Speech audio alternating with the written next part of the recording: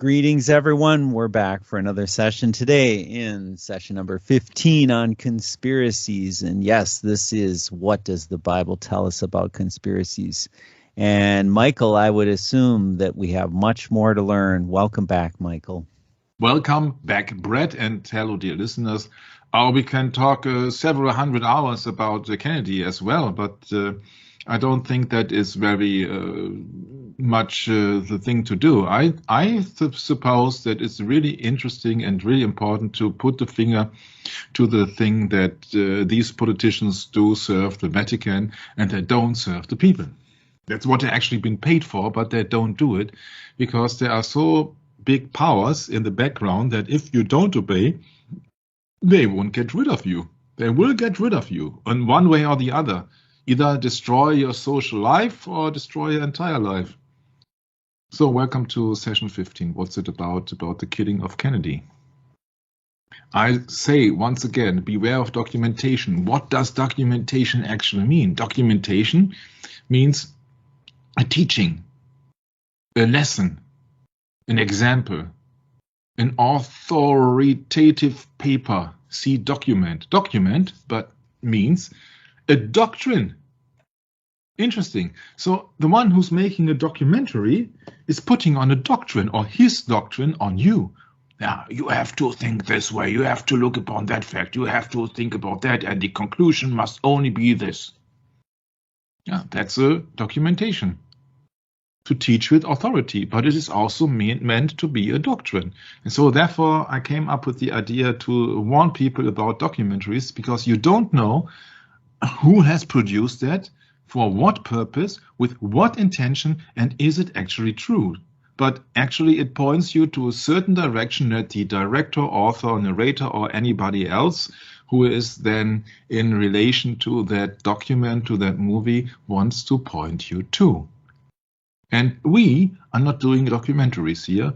We are doing a study about sessions, about conspiracies in the light of the Bible. So we have to see where actually the so-called kings of the world are serving the whore who sitteth amidst many waters. So the whore means an apostate church.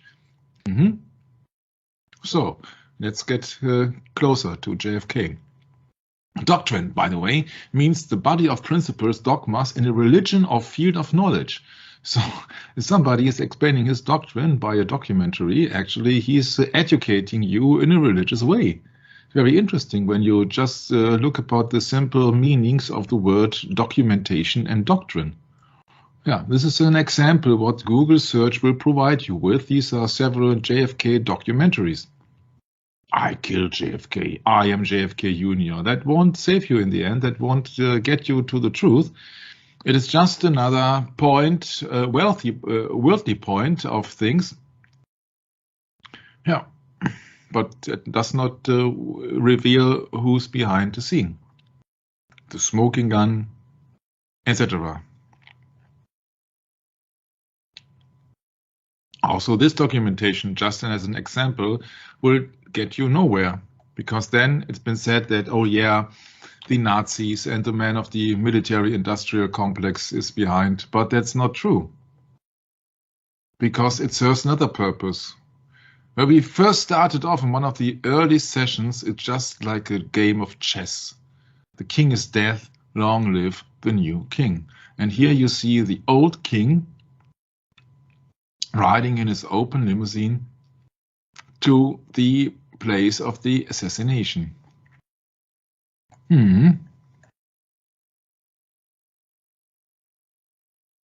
So, for me, it is very important to point out that these key figures, they are serving not only the civilians, the ordinary people, the public, but these people serve the papacy. You see here a line of people gathered together who are Knights of Malta: Alan Dulles, John McClone, Peter Gracie, C.D. Loge, and of course the father of Mr. John F. Kennedy, Mr. Joseph Kennedy, once being an ambassador to Great Britain, a smuggler. Anybody who wants that a certain individual wanted to run for presidency in 1940, I think it was. But then he was handing over the task to his son, and as his oldest son has died in a Secret Service operation by explosion on a plane, then John F. Kennedy has taken it over. So all the people are serving the papacy. They are all Knights of Malta. Don't underestimate that. United States President John F. Kennedy seen at the White House in 1961 with Supreme Knights Luke E. Hart of the Knight of Columbus. Kennedy was a member of the Knight Bunker Hill Council 62 in Charleston, Mass., joining on St. Patrick's Day in 1946. Kennedy being an Irish Catholic guy, of course, St. Patrick's Day, one of the saints, or the saint of the Irish country. In 1946, that was when he was starting to apply for Senate in the United States. Then he already was a knight of the papacy. Yeah, Knight of Columbus. Not Sovereign Military Order of Malta, but this is an American branch. Yeah, the Knights of Columbus. We went into that in a former episode. He did say, I'm not the Catholic candidate for president. He did not say, I'm not the Knight of Columbus candidate for presidency, because nobody on that council there, on that interview, asked him about his membership on the Knights of Columbus. Very interesting. Very interesting. So also Mr. Kennedy has sworn his allegiance to the Pope or to the papacy in general. I've got a question for you, Michael. Yeah. I've got a quick question. Why would anyone know about the Knights of Columbus in Protestant circles anyway? You see, I think that we're taken by surprise by these things, Michael. I don't think that, maybe, Kennedy just being a Catholic, yeah, that's probably important to question to that degree, but does anyone really have much knowledge about the Knights of Columbus, really? I mean, they're pretty, seems to me like a harmless kind of organization until you consider what role the Counter-Reformation plays in political means. Then it becomes obvious, but before then it doesn't. So, any true form of Protestantism had been dealt with hundreds of years ago, and now we just have something that just imitates that form, and people just look past it because they don't understand it. Yeah, sure, they don't understand it, but it is very relevant because they sworn their allegiance to another state. It is not only that they sworn the allegiance to the Pope, because the Pope is also the governor, the ruler of another state, being the Vatican, being in Europe. Correct. It is not that he is just a member of the Buddhist community or so. That would be his private issue. But when he's sworn allegiance to the papacy is running business in the country called the Vatican, one of the smallest, but the most important, most influential, and most wealthy countries around I don't say the globe, but around the world. Yeah, and that's the problem with it. Yeah, all these people are not members of the state or just serving any people. They are just serving themselves. Well, it's very complicated, Michael, what we're bringing to the table here, because it's not just the Vatican, it's the Catholic Church, which actually is Rome in its grand scale of things. So, yeah, things get really complicated, and there's a very large strategy that's been placed out over 2 millennia that, the Catholic Church has worked very hard to achieve, and they have almost reached they have reached their goal, haven't they? Mm-hmm. I think. And now they're trying to claim their prize, and they might have a hard time doing that. Kind of looks that way.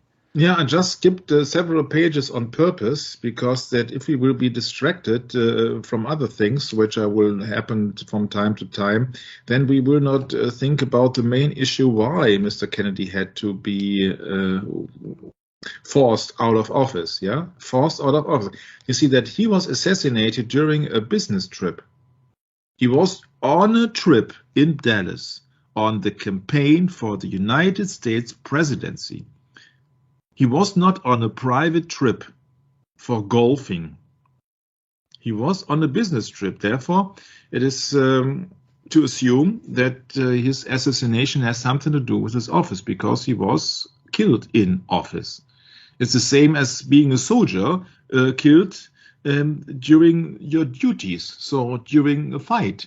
So then you are killed during you are doing your profession. And so his profession was to be the president of the United States. And I thought to myself how to approach the Kennedy thing. And I said, okay, at the moment, it's just a light thing to do. It's very easy to do, because just look upon why it happened in an open car, because the man was accessible from any side, almost any side, because there was no protection. And when I run around several explanations, if it is humorously or if it is seriously, I don't know. Yeah, sometimes people say, okay, that he was only being killed because he's wearing a corset. He's wearing a corset, therefore he could not duck, and therefore he had to die. Yeah, I said, okay, I take that on.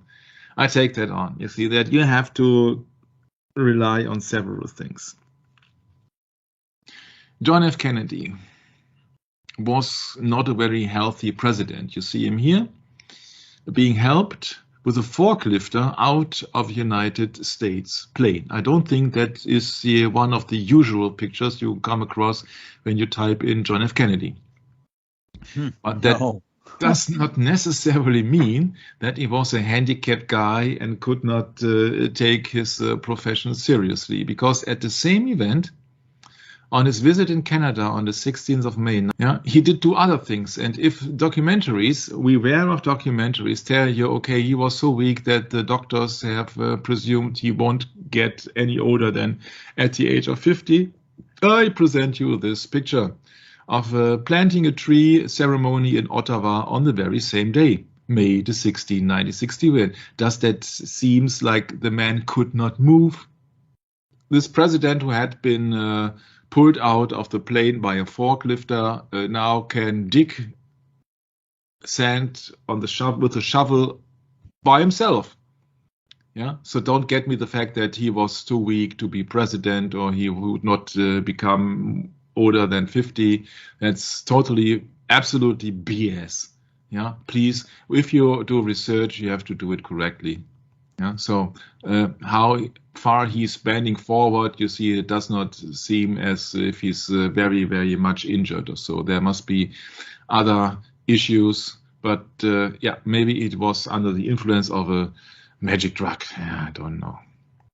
Yeah, there are many other people who are being confined in a wheelchair, who has also, this was one very prominent German minister of finance. Yeah, so that does not exclude you from any office. What is very interesting is what happened before the Kennedy assassination took place. For example, Kennedy mentioned quite frequently a certain Dag Hammarskjöld, and I said once ago. So once again, Mr. Dag Hammarskjöld were also very interesting. He was befriended with Mr. Kennedy, and there are many accusations that he was killed on purpose. He had a crash in 1961 with a plane. He was a United Nations Secretary General called Dag Hammarskjöld. He was shot down over northern Rhodesia 50 years ago, so in 1961, of course, and the murder was covered up by British colonial authorities. They ignored or downplayed the witness testimony of villagers near the crash site, which suggested foul play. Very interesting. Yeah, the United Nations Secretary General. That is not just the average guy. That is a high office. That's right. This reminds me of the current Secretary General. Was it? Forget his name. No. Mm-hmm. Me too. I think it's like Moon, something, Ben K. Moon or something. I have to look it up. But yeah, I think it's very interesting. Yeah, you see, there are many, many, many things happening, especially to people who try to have a modest policy and who are against war and everything else. Yeah, yeah, that's really interesting, and it's also very interesting when eyewitnesses says the plane circled twice. The third time, fire came from somewhere above the plane. It glows so bright. It could have been the plane exploding because the fire was coming onto it. Huh? So there was, I don't know, a missile or something else which happened to, or which causes the plane to set on fire. The witness accounts of another plane are consistent with other insiders' account of Hammarskjöld's death. Remember, that guy was in the same period responsible for the United Nations policy when Mr. Kennedy was in office. There is no doubt that at the time of his death, Hammarskjöld, who had already alienated the Soviets, France, and Belgium, had also angered the Americans and the British with the decision to launch Operation Morthor against the rebel leaders and mercenaries in Katanga. So you see, at the end of his investigation, a certain Mr. Björkthal is still not sure who killed Hammarskjöld, but he's fairly certain why he was killed, which is also a very most important question. Quote, "It's clear there were a lot of circumstances pointing to possible involvements by Western powers." The motive was there, the threat to Western interests in Congo's huge mineral deposits at this time, and this was the time of black African liberation, and you had whites who were desperately to clinch on. Dag Hammarskjöld was trying to stick to the United Nations Charter and the rules of international law. I have the impression from his telegrams and his private letters that he was disgusted by behaviors of the big powers. Behaviors of the big powers. Very interesting mentioning of the people behind the scene. Disgusted by the behavior of big powers. Who could that be? This Dag Hammarskjöld was killed in a death in September 1961 during the first reign of the presidency of Kennedy. He remains the youngest person to have held the post, having been only 47 years old when he was appointed. Remember, Kennedy was just 46 when he was slain. The United States President John F. Kennedy named Hammarskjöld, quote, "the greatest statesman of our century," unquote. So it is very likely that he appreciated the politics of Mr. Hammarskjöld. So he would be in line with the Secretary of the United Nations. So what does that tell you when the Secretary of the United Nations is most likely been killed because he was against revolutionaries and mercenaries in an African state on the outside, and Mr. Kennedy was killed, among many reasons, one of them being the reason that he wanted to withdraw American troops out of Vietnam. Now, I think you can figure that out on yourself. But you see that Mr. Hammarskjöld won't be found in many sources relying to Mr. Kennedy. But I think that is a very interesting thing that Mr. Kennedy knew that, if there are many big powers behind it who want to avoid things even by killing a United Nations secretary.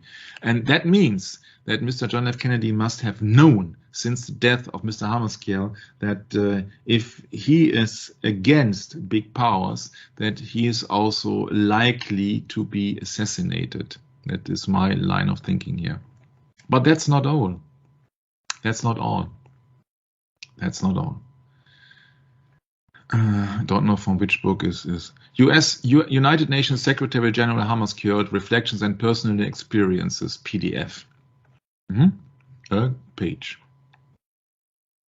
The dangerous episode had a remarkable sequel. When the Congo adventure for me was eventually over and I found myself back in the United Nations headquarters, I was summoned to a meeting with President Kennedy. The meeting, which took place in the Oval Room of the White House in Washington on 14 March 1962, started with Kennedy explaining the background to his actions on just that particular occasion I have described. He had, for his own political survival, felt obliged to heed the deep aversion towards communism or extreme left views in general, which even long after McCarthy's hysterical heyday played an important role in domestic American politics. Yeah, in my humble opinion, that's also the reason why Mr. Lee Harvey Oswald was been chosen as the patsy, because he was coming back from a communist country, the Soviet Union, and there were many ressentiments and many hard feelings against communism in the 1960s.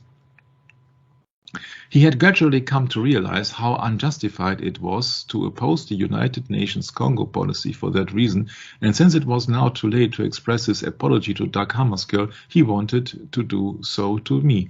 And the most powerful man in the world, that is mentioning here Kennedy, which is not the most powerful man in the world, added, quote, "I realize now that in comparison to him, I am a small man. He was the greatest statement of the century." Yeah, and it is also about the official portrait of the first Prime Minister, Mr. Lumumba, happened to be the Prime Minister of the Republic of Congo, who was in office, between June and September 1960 in Stanleyville. Oh, you know, that is the famous discoverer, Mr. Stanley here mentioned. And he was assassinated as well. So we are talking about here of a prime minister, of a leader of a country in 1960, during the time of the presidential campaign of John F. Kennedy. And he was brutally murdered. And in 2002, the Belgium formally apologized for their role in his assassination. So there are many rulers and prime ministers, leaders of a state, or kings, if you like to say so, who are being assassinated. And most likely you won't recognize their names because they are not mentioned that frequently on the mass media. Yeah. So the police commissioner, Franz Verscheur, led Lumumba and the other two to their place of execution. Lumumba, Mpolo, and Akutu were lined up against a tree and shot one at a time. The execution, etc., etc. And do you really want to know what actually happened there? I don't think that if you just have eaten something, I don't think that you really want to know what actually happened. Yeah. So I don't tell that to you. I'm showing that to you, and you decide if you want to read that or not.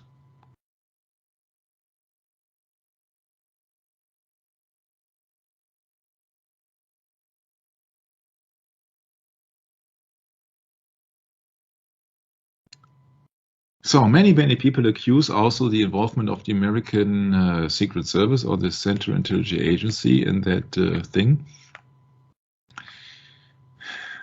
And now it's about the inauguration of the President Kennedy in January 1961, caused fear among Mobutu's faction, that's the prime minister here, and within the CIA that the incoming Democratic administration would favor the imprisoned Prime Minister Lumumba. While awaiting his presidential inauguration, Kennedy had come to believe that Lumumba should be released from custody, so there he was still alive, though not be allowed to return to power.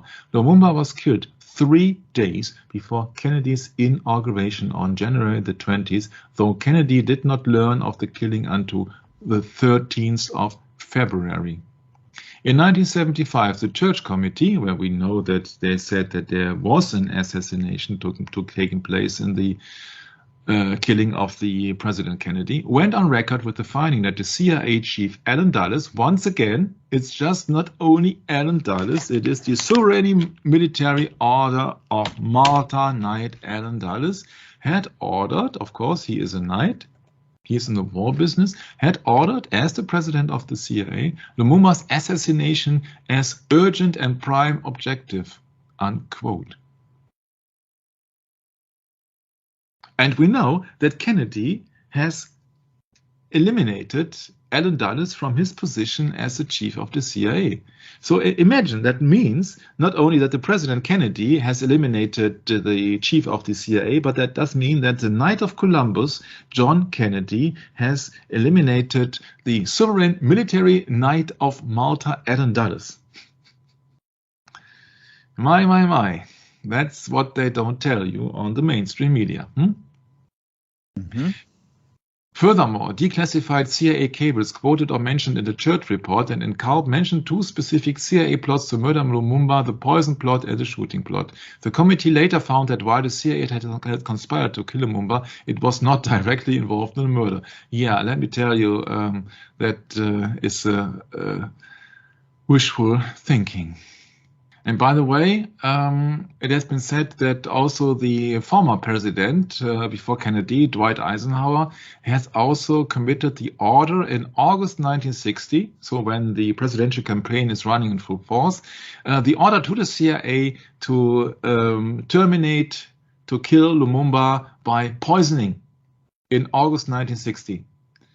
For example, on September 26th, a CIA scientist using the name of Joseph Schneider, who was in fact the head of MK Ultra, Sidney Gottlieb, arrived in the Congolese capital Leopoldville. That's also the name of the Belgian king, and Congo once was belonging to the Belgian kingdom, and Belgium is highly intensively run by the Jesuits. For example, there was a Jesuit priest of the name of Georges Lemaitre who came up with the theory of the Big Bang. So once again, on September 26th, the CIA scientist using the name Joseph Schneider, who was in fact the head of MK Ultra, mind control, Sidney Gottlieb, arrived in the Congolese capital Leopoldville to collect deadly biological materials, example given, anthrax, tuberculosis, tularemia. And we know that some say that the origin of the so-called AIDS causes also happened to be under heavily investigation in some kind of laboratories in Congo. But we cannot go into this. There is a very interesting and excellent documentations out there, but of course not on YouTube, huh?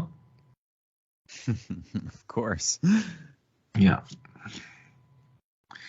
Kennedy was an ally of United Nations Secretary General Dag Hammarskjöld and Prime Ministers Patrice Lumumba and Cyril Adula in Belgian Congo. Kennedy opposed the CIA and Belgian colonists in their support of Moshe Tshombe, leader of the breakaway province of Katanga, where the important minerals were located. Incredibly, Lumumba, who was in the custody of Muptuda and then Tshombe, was illegally executed in January 1961, days before Kennedy's inauguration, after Eisenhower had given the orders for his assassination.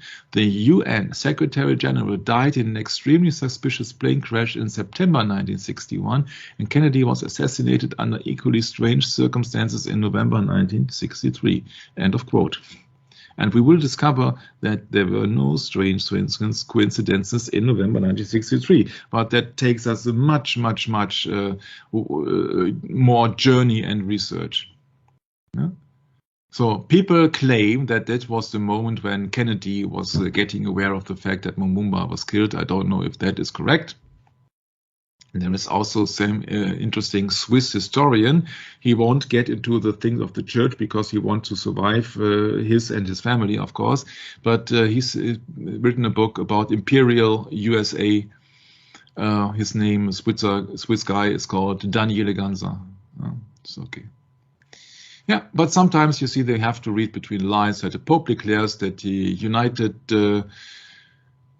Union is heaven sent. The European Union is a design not only of human beings but of God. Yeah, which God they are talking about, Brett? Oh, obviously. Obviously. It's the adversary of Christ, yes. Obviously, yes, very obviously. Yeah.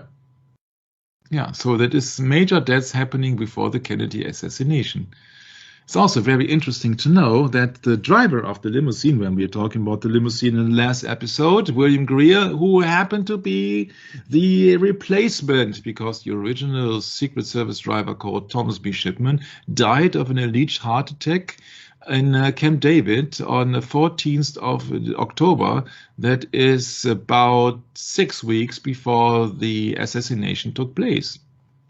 His death brought a very, said this quote by Vince Palamara, who is one of the most interesting researchers on that regard. Of course, he's not going into the religious things, but nevertheless, a very inept William R. Greer to drive JFK to his death in Dallas. Yeah, JFK, William Greer, that's the one who does not speed up when he's supposed to speed up, but he's braking when he's supposed to speed up. Yeah.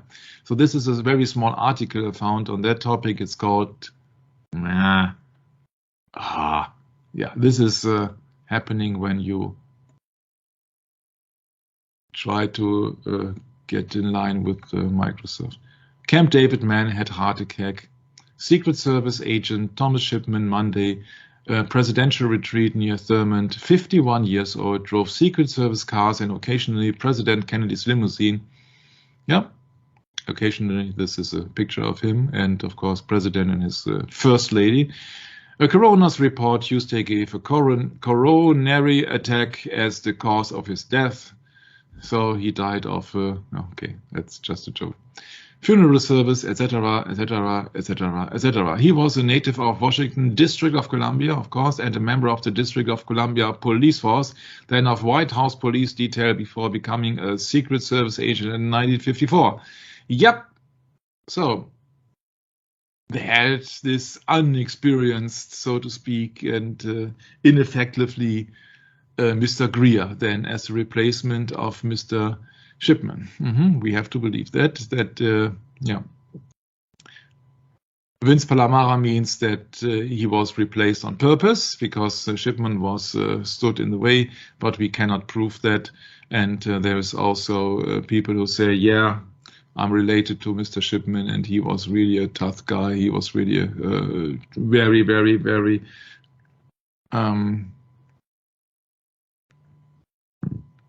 where is it?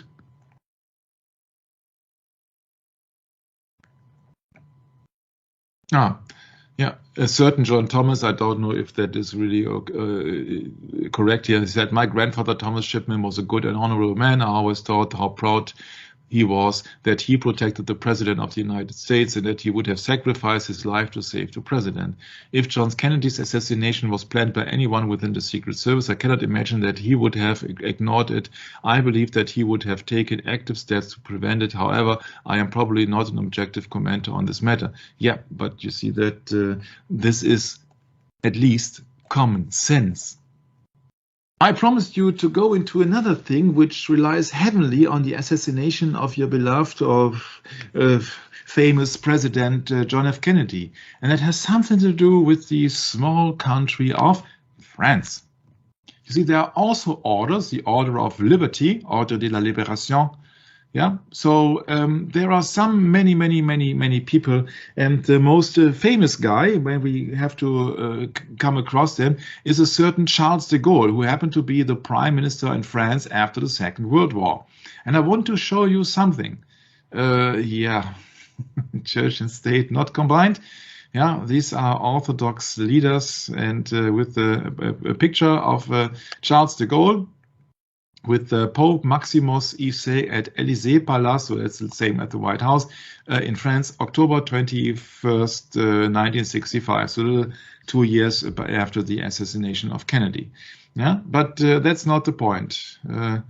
You see that Mr. Charles de Gaulle was, at the same time as the German Chancellor Konrad Adenauer, also, of course, a Catholic. So when John F. Kennedy met in Germany, ich bin ein Berliner, he also went to France to speak to Mr. Charles de Gaulle, who is then here prominently depicted besides Mr. Pope Paul VI. And now compare, please, that picture, Brett, with the picture you have come across with John F. Kennedy on the small chair in comparison to the big, wealthy chair of the Pope.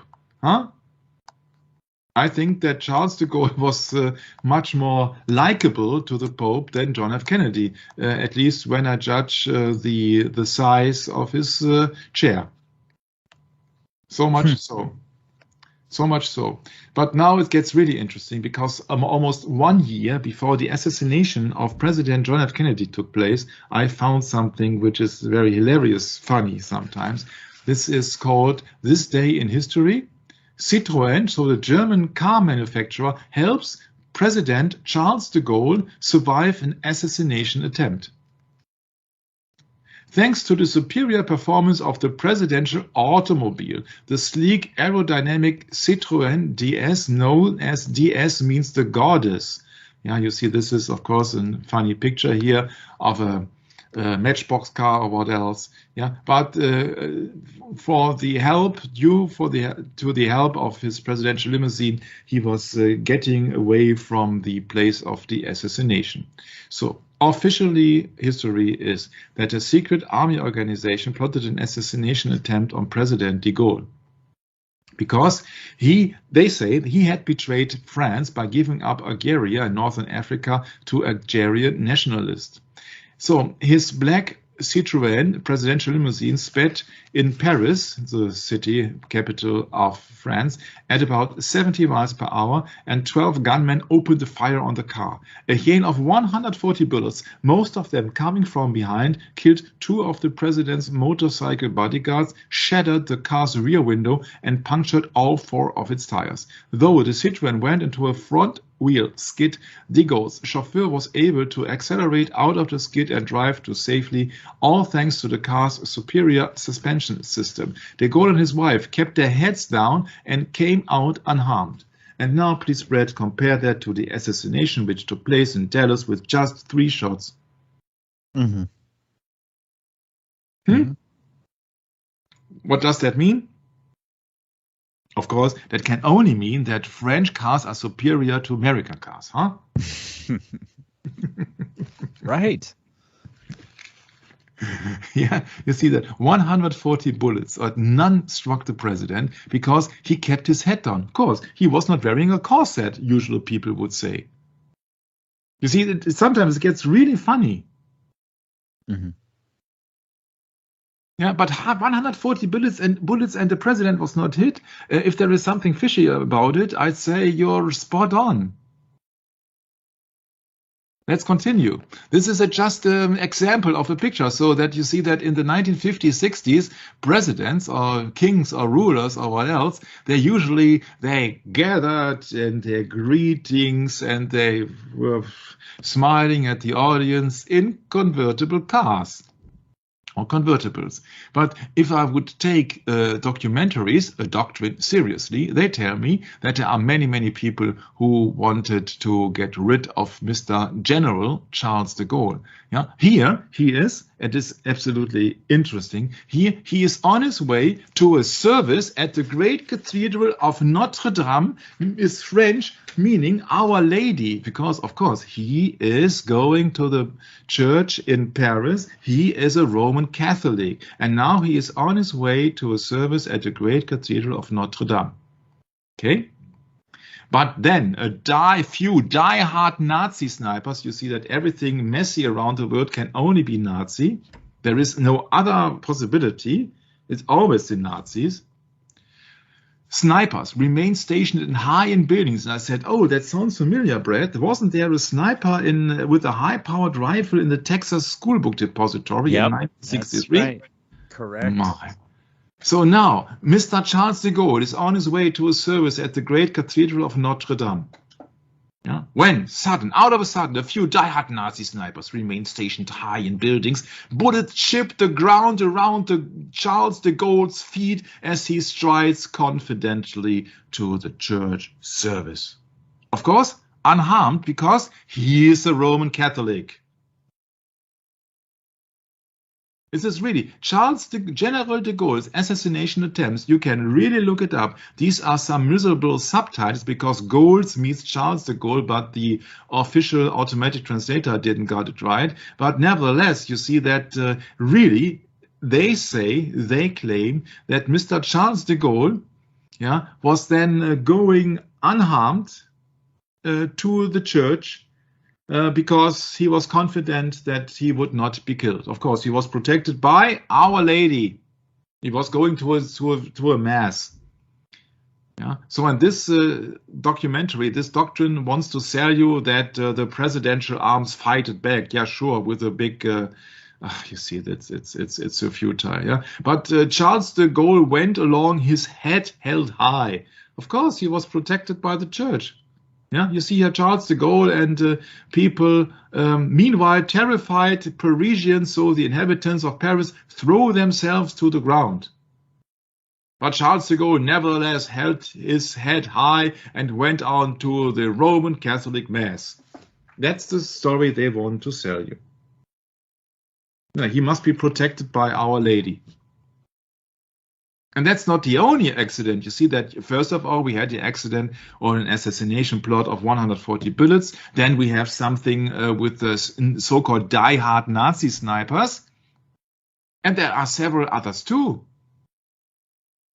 When he was driving, the entire road seems to be ablaze, but he went through the flames and there were bomb attempts. And President Charles de Gaulle and his wife Yvonne are en route from Paris to their home or what else. The presidential car now makes for the Air Force bullets, and there were bombs hidden on the road. And every time, I can tell you, every time Charles de Gaulle survived the assassination attempt. Of course, they knew who would be responsible. That was alleged certain Bastien Thierry. Yeah, but every time Charles de Gaulle, as the greatest traitor France had ever produced, because he gave the sovereignty to Algeria. Yeah, there were bombs placed on roadsides, ditches. Every attempt has failed, either to the vigilance of the de Gaulle's bodyguards and the French Secret Service, or just plain and simply incompetence of the would-be assassins. Yeah? That sounds like a comedy to me. But on several websites, it actually is explained that Charles de Gaulle miraculously survived every assassination attempt there was. Where? For example, in Paris. And this is during the reign of John F. Kennedy. So when Kennedy in 1963 visited Charles de Gaulle, don't tell me that he or his Secret Service didn't knew about the massive amount of assassination attempts on the life of Charles de Gaulle, being the Prime Minister of France. So this is almost 1 year before the assassination in Dallas. And even then, you see, there were attempts to end the life of Charles de Gaulle in not a peaceful manner. Yeah? Sound of machine guns, fire in the air. You have to believe it, of course. Yeah? Spraying the president's car with machine gun bullets. But once again, Charles de Gaulle has survived, but the latest attempts on his life, yeah, bullets just one missing Charles de Gaulle's head because he ducked down. Yeah, sure, he didn't wear a corset. That's the only reason why John F. Kennedy did not survive. People tell you right in the open. So this is his automobile, this his goddess who protected him. It's like the Our Lady. It's Charles Citroën DS, which DS means in French goddess. Yeah. And also, these many attempts were being made public and being the origin of a book of a certain Frederick Forsyth. Yeah, and so he was in charge of the French Republic until 1969, so much more longer than John F. Kennedy. And he was believed to have survived more than 30 assassinations. So let's get back to the point. Why can anybody, or why can anyone survive 30 assassination attempts? Sometimes with 140 bullets with machine guns. And the other one does not survive one with just allegedly 3 bullets. Yeah, you have to explain that to me with common sense, please. And I bet you can't. I bet you can't. And these two people are related. You see, they both are heads of the state. They are both heads of the state in the 1960s, and they both met each other in 1963. Yeah, and it's officially narrative of Charles de Gaulle that he had survived many assassination attempts. And also a certain author called Frederick Forsyth has made a very interesting script about that, named The Day of the Jackal. Mm-hmm. Yeah, this is Frederick Forsyth. And don't think for one moment that he's not related to any kind of... Are you still with me? Yes. Okay. Frederick Forsyth may be known as an English novelist and journalist. He is best known for thrillers as The Days of the Jackal, The Odessa File, The Fourth Protocol, Dogs of War, The Devil's Alternative, The Veteran, Avenger, The Cobra, and The Kill Last. He has sold more than 70 million books in more than 30 languages. Oh, that's the official story. Oh, CBE. What's that, Michael? Yeah. He's a commander of the British Empire. You see. There we go. You know who's the commander of the British Empire as well? That's 007. Yeah, that's right. Fictitious character of James Bond. Uh-huh. Yeah. Before becoming a journalist, Forsyth completed his national service in the Royal Air Force as a pilot, for which he flew the de Havilland Vampire. He joined Reuters, so a news agency, in 1961, and the BBC, the British Broadcasting Corporation, in 1965, for which he served as an assistant diplomatic correspondent. Forsyth reported on his early activities as a journalist. His early career was spent covering French affairs and the attempted assassination of Charles de Gaulle. Interesting, huh? But you have to dig a little bit deeper. In August 2015, Forsyth revealed that in Biafra he was an informant for the MI6, for the Secret Intelligence Service, SIS, the Foreign Intelligence Service of the United Kingdom. A relationship that continued for 20 years. According to Forsyth, he was not paid.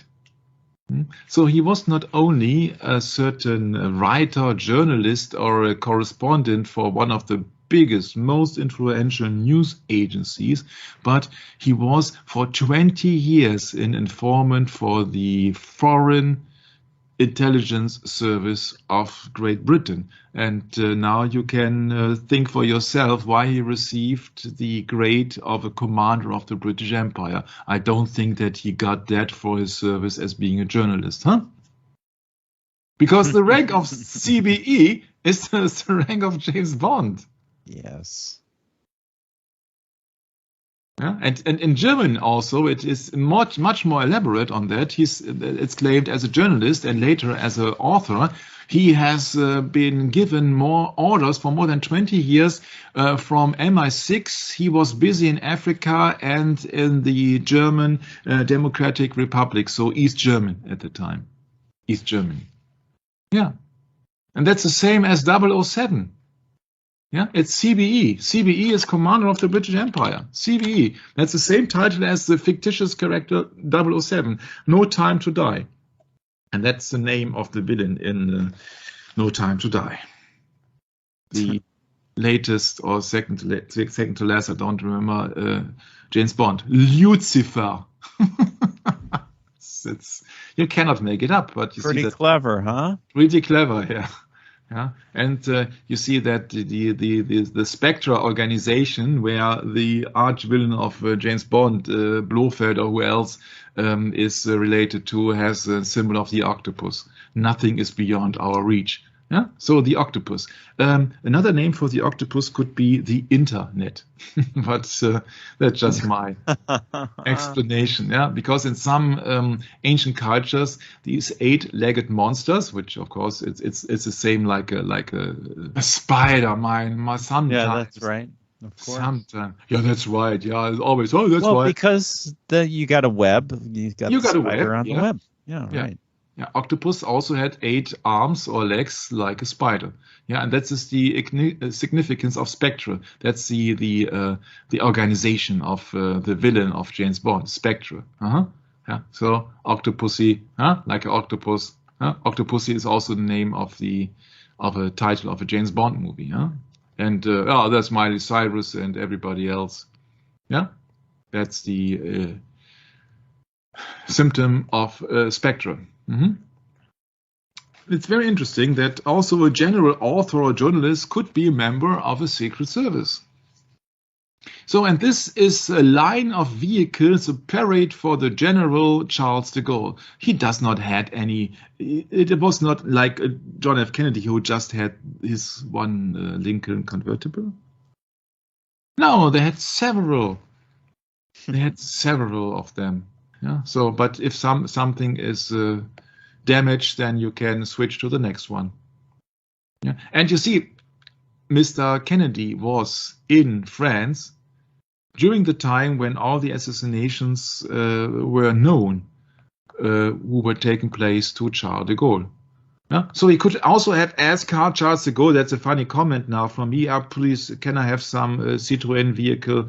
But he just wanted to be driven in a Lincoln Continental, it seems. So you see that these are not bulletproof, but he sustained and he survived 30 attempts on his life. And you have to believe, because the Secret Service would never lie to you, would they?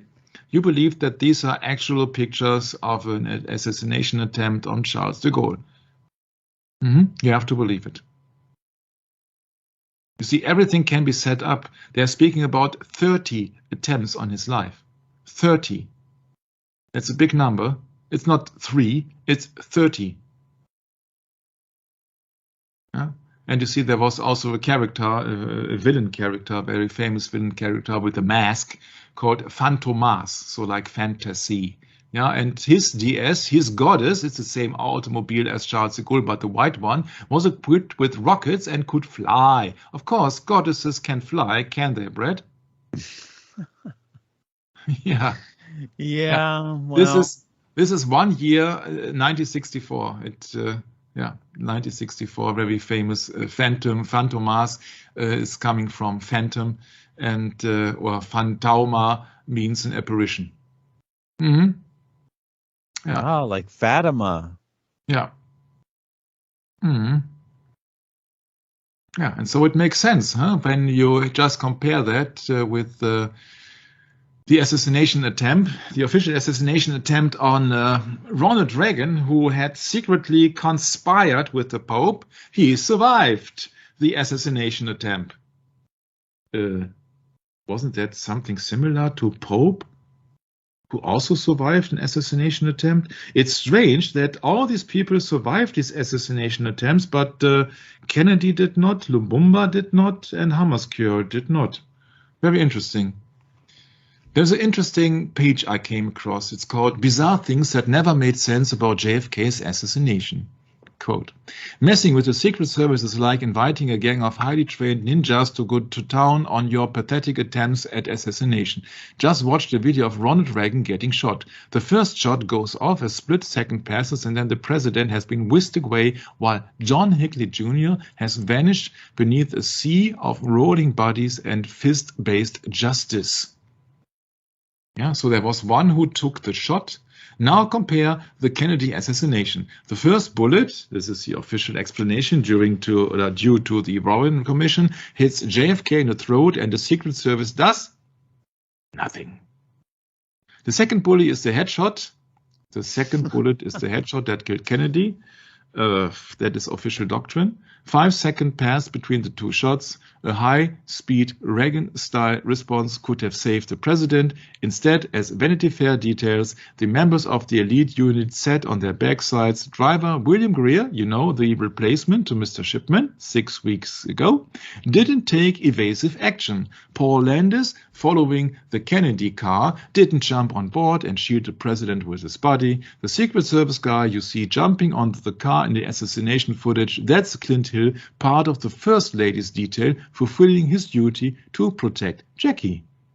Interviews with Secret Service personnel on the Vanity Fair article talk of a macho culture where members would refuse food and sleep and spend every night getting crazy drunk.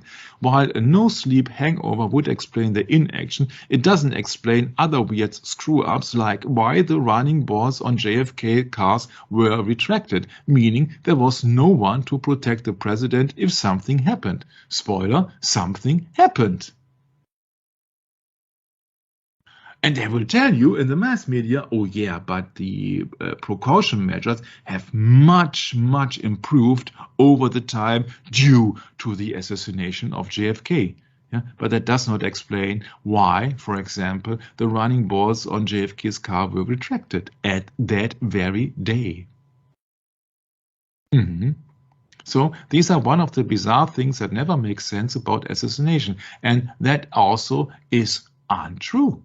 Because these are bizarre things that make absolutely sense about JFK's assassination. Because it was supposed to happen. That's the point. And yeah, you can. That's true, Michael. Yeah, and you can also discuss why Charles de Gaulle made it. Yeah, there are certain explanations. Well, there are only two possibilities why Charles de Gaulle survived. First of all, except luck, of course. First of all, many of these attempts were just publicity stunts to establish his position as leader of France as being invincible, something like that. And the second one is that there were not so many assassination attempts, but yeah, his Secret Service actually worked and he should be protected. So that the opponents and the assassinations were not that strong as in the case of Kennedy, where everything went into mess, or went to be a mess, actually. And these are the things. You see that when he is going into a Roman Catholic mess, being unharmed, although bullets allegedly struck the pavement and the inhabitants of Paris going down in panic, you see that is also promotion and propaganda not only for Charles de Gaulle, but also for the Roman Catholic Church. And him being a general, being highly sought out, and I think we have gotten into that he was also Jesuitically trained from the heritage of his father's side. You see that everything which is related to that, these people actually miraculously survive. So don't get me the fact that really this is a very interesting thing that there were 30 assassinations attempts on Charles de Gaulle and they failed all, but there was just one assassination attempt on Kennedy and that succeeded with only 3 shots and including a single bullet, magic bullet. Wow. Never happened before, never happened since, but of course only these things only happen on November the 22nd. If you are just going into the subject, you won't believe what is the reason for all the things. It has another religious meaning. It has nothing to do with the things that the mainstream media is pointing out on you. Once again, beware of documentaries. They keep you busy with uninteresting facts. You see, they claim really that Mr. Kennedy has been killed from that Texas school depository as the powerful man in the world, which he wasn't. If he would be the powerful man in the world, he would have been the powerful protection, wouldn't he? The most powerful man in the world.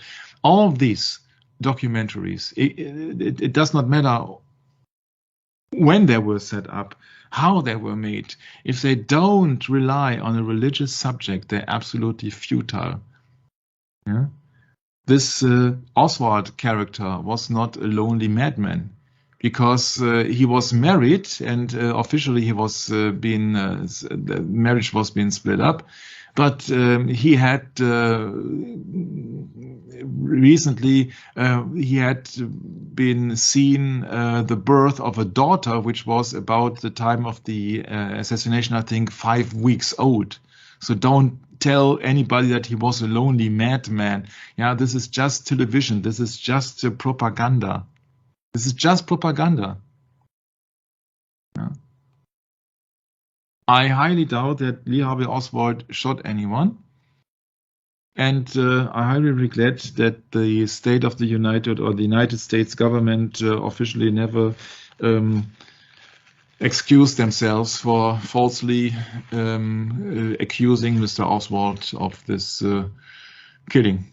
Because everything which is about here in any discussion, in any documentary, is not absolutely correct. Nobody can know what's absolutely correct because we are not God. God knows everybody and knows everything. But there are so many things wrong in any discussion because they don't get the meaning of the assassination and they don't get the meaning why Mr. Kennedy was killed and not who did it. Everybody is focusing on the thing that who did it and not why. Yeah? And with the why, there are also several explanations giving. It was the trouble with the Fed. He wanted to have his own currency. Then it was the Israeli atomic thing. Then it was the Vietnam War. Then it was this. Then it was that. And you won't get any truth out of it because there are other reasons, and we have covered some of them already. Yeah, so don't fall into the trap of people explaining to you with the interesting graphics, with the sophisticated music, with the sweet narrator's voice, with professionally produced documentaries. This is all absolutely BS.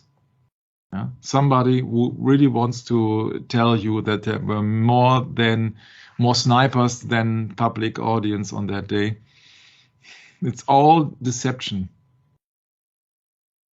I tried to search for this producer of that documentary, and it turns out that he only did this one documentary. And you have to tell yourself that who financed it? Why did he wrote a book on that?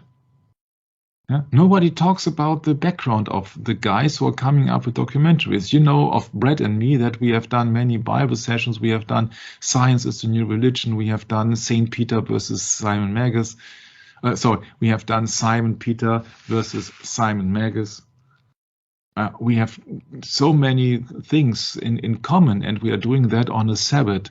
Yeah, we are not doing it for any commercial television series. We are not doing it for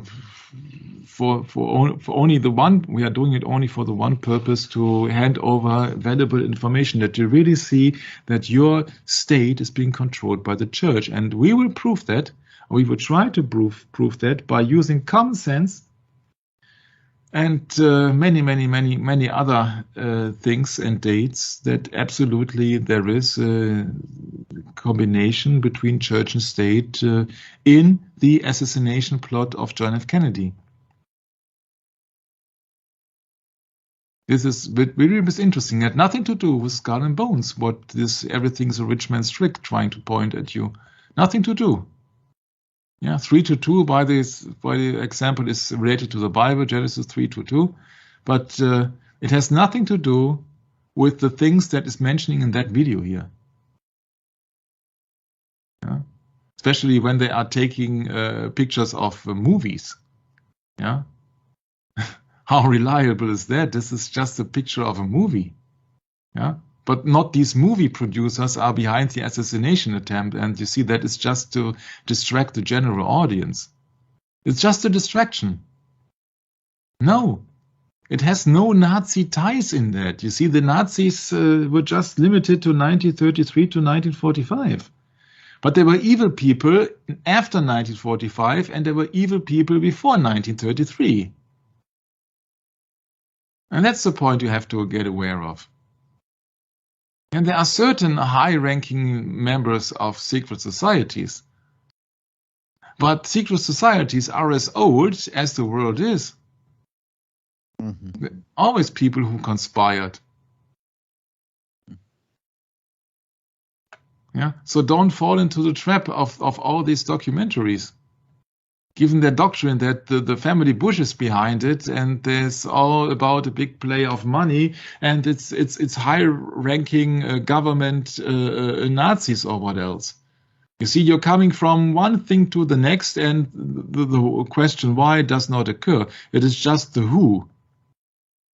Yeah, unreported by the mainstream media. Yeah, sometimes it is unreported by the mainstream media, but don't take it for granted that documentary on YouTube, BitChute, or where else, when it is not coming from a mainstream source, must necessarily be the truth. That's not the case. It's not the case. It is not the case. Let me show you. Yeah. For example, when a witness, a so-called witness, tells you, oh, there is somebody who had a rifle. It looked like a high-powered rifle because it had a scope which looked in relation to the size of the rifle to be a big scope. It does not necessarily mean that it was a high-powered rifle just because it had a scope. The scope or the size of the scope has nothing to do with the power of the rifle. And it does not mean that somebody fired. It just means that somebody allegedly saw somebody with a gun. It does not necessarily mean that this gun was fired. And it does not necessarily mean that it was a high-powered gun just because of the size of a scope. And that does not mean that anybody who has a gun with a big scope in his hand is necessarily a murderer. Although, and I hope you get the joke, you can kill people also spiritually. And you can distract the people by putting false hints, yeah, and so that people are going into the absolute false direction. And that's what many documentaries do. Yeah. Some of them don't. Some of them actually see the resemblance of the Jesuits to the CIA, or the Surinamites of Malta to the CIA, or from the Mossad. Oh. Yeah. So once again, these people, they just changed their clothes, but their mindset is just an egoistical, satanic way to kill many people and to get high rewards for that. Yeah, you see what kind of badge he's wearing here? Then we know then the CIA was involved in the assassination plot of John F. Kennedy. We have to be aware of the quote of the former CIA director called William Casey, who said, "We know our disinformation program is complete when everything the American public believes is false," unquote. That he said, but not officially. He said that allegedly at an early February 1908 meeting of newly elected President Reagan. Yes, that was the one who allegedly conspired clandestine with the Pope. Yeah. And you won't find any primary source, but you can also see the symbolism when Kennedy is talking to the Pope and when Charles de Gaulle is talking to the Pope. And you know what the Pope wants to express to Kennedy, that he is the supreme and that Kennedy has to obey.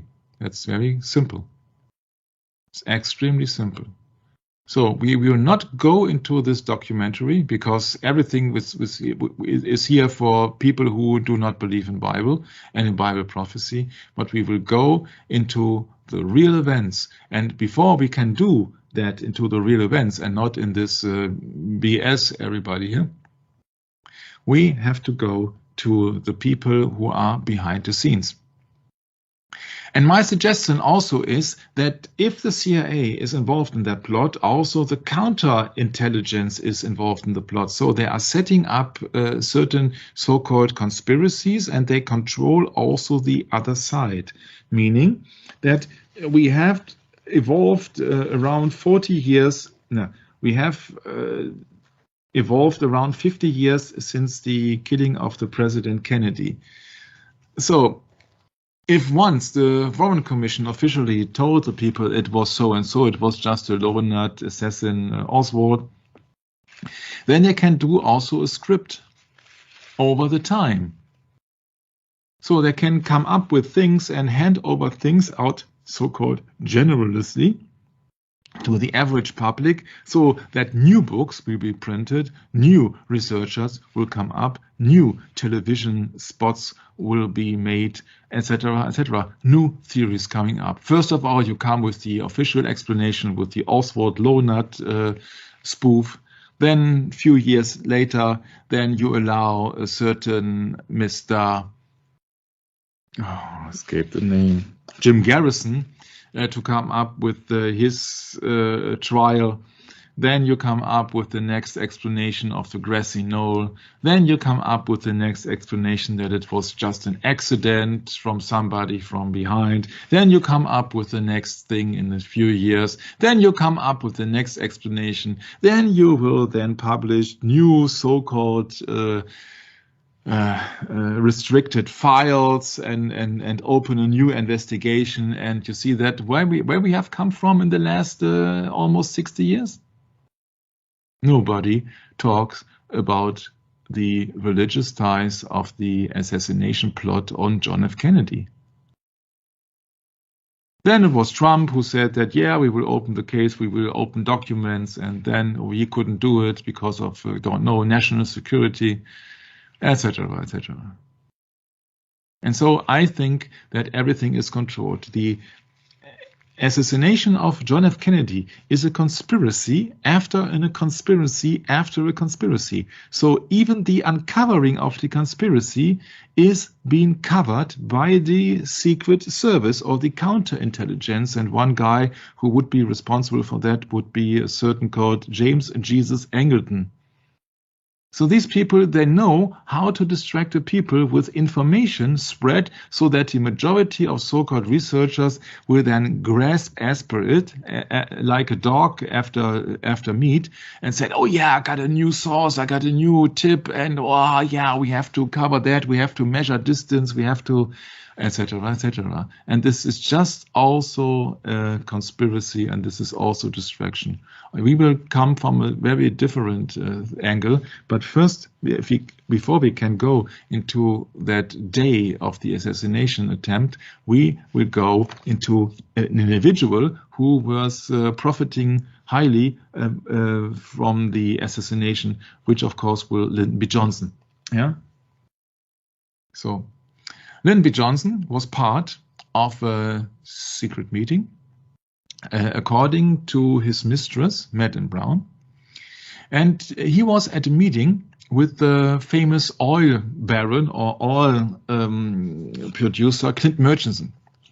And of course, this documentary, Everything's a Witch and Smick, is correctly saying that there was a meeting, but it was not necessarily a group of his Nazi friends, but also this documentary is falsely stating, but there were anti-Kennedy people. And so these anti-Kennedy people consists also, for example, Alan Dulles, so to speak, so the former CIA chef. So there was a secret meeting taking place with people from the secret society or secret service even.